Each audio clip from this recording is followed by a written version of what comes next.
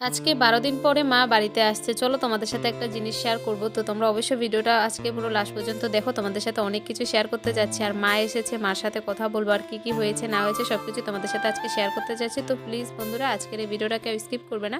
Skip না করে ফুল ভিডিওটা দেখো। আশা করি তোমাদের আজকের এই ব্লগটা অনেকটাই ভালো লাগবে। তো আমি অনেক দিন হয়ে গিয়েছি তোমাদের কোনো ভিডিও দিতে পারিনি কিছু কারণের জন্য। তো আজকে সবটাই আমি বলবো। তো ভিডিওটা লাস্ট পর্যন্ত ধৈর্য সহকারে দেখলে তোমরা সবকিছু বুঝতে পারবে। তো চলো বন্ধুরা ভিডিওটা শুরু করা যাক।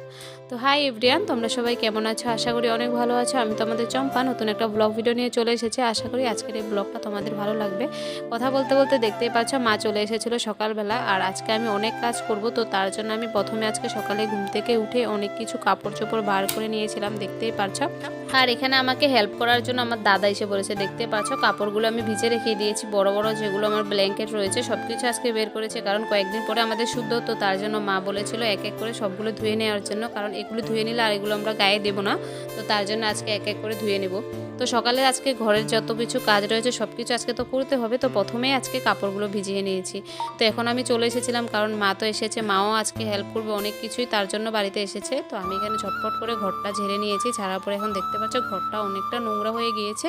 তো এখন আমি ঘরটা ঝাড়ু দিয়ে দিয়েছি। আর বাইরে দেখতে পেলাম দাদা, ভাই, মা সবাই মিলে কাপড়গুলো ধুচ্ছে।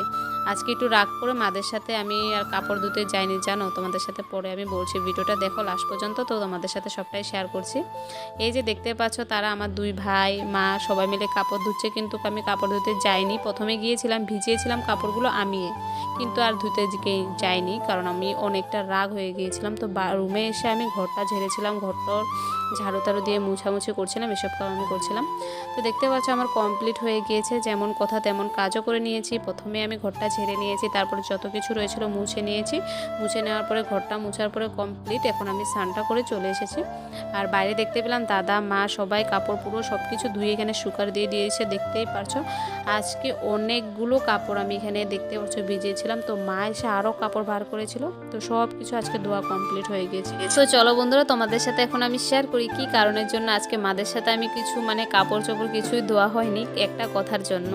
তো আমি কাপড় ধুতে গিয়েছিলাম, সবাই ছিল, তো এক কথা হয়ে গিয়েছিল আমাদের মধ্যে। তো আমি আর দাদা মুখে কথাটা বলে দাদার সাথে রাগ করে আর কাপড়টা ধুইনি। তো মার সাথেও মা আমাকে বকা দিয়েছিল, তো তার জন্য আমি আর কাপড় ধুতে যাইনি, কারণ অনেকটা রাগ হয়ে গিয়েছিল। আমি বলেছিলাম এটা করতে, ওরা বলে করবে না, তো তার জন্য রাগ হয়ে গিয়েছিল।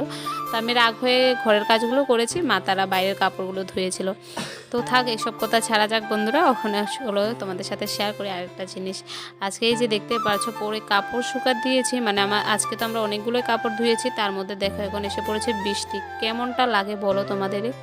যখন কাপড় চোপড় এতগুলো ধোয়া হয়েছে, আজকে কি বৃষ্টিটা দিতে জরুরিই ছিল? দেখো এতটা অবস্থা খারাপ, কি বলবো, সবারই মনটা খারাপ হয়ে গিয়েছিল, কারণ অনেকগুলো কাপড় ধুয়েছি, তো তার মধ্যে বৃষ্টি হয়ে গিয়েছে। তো এখন কি করা যাবে, বৃষ্টি তো আসলে এখন কিছু করার নেই, আমাদের হাতেও নেই, তো কি করা যাবে। তো তোমাদের সাথে শেয়ার করলাম একটু বৃষ্টিটা, দেখতে পাচ্ছ উঠোন বাড়ি পুরো প্যাক প্যাক হয়ে গিয়েছে।